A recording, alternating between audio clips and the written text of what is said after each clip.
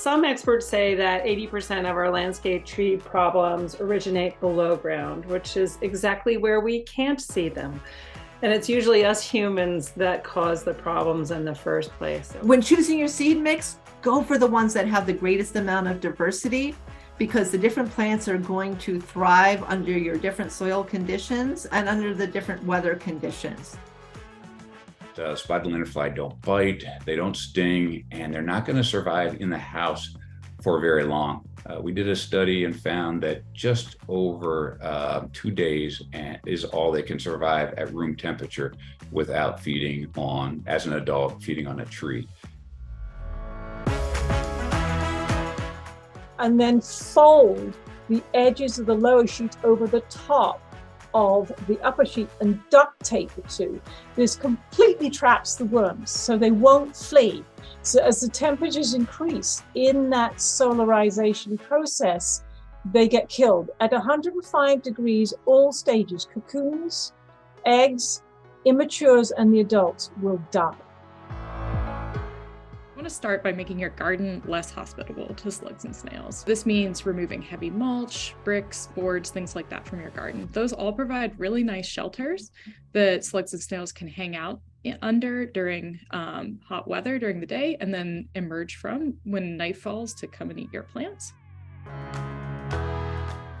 So leaving some areas kind of untidy, if you will, over the winter definitely is beneficial for some insects to live throughout the winter, and then for birds to eat the seeds.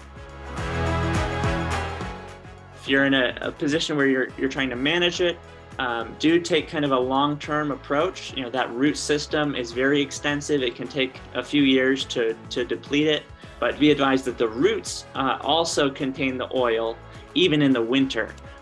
So at all times of year, in all circumstances, you want to be very careful with poison ivy.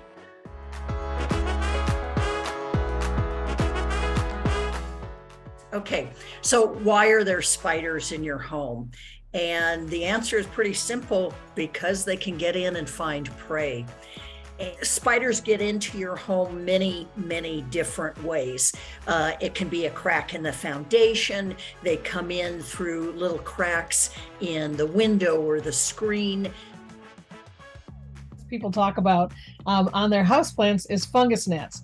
And fungus gnats are sort of mosquito looking. They're small. You'll see them fly out of the foliage if you disturb the foliage.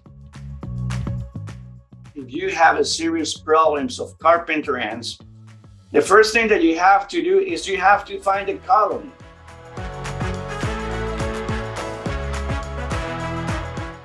The ideal eviction time to remove woodchucks is August, September, and in early October.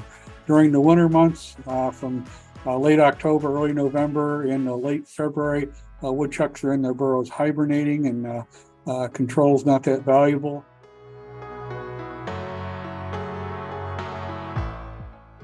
When it comes to which one I pick and what I recommend to clients, I think about the way it's applied. So it's either a collar, a topical, or a chewable, and then the duration, which is generally going to either be 1 month, 3 months, or 8 months.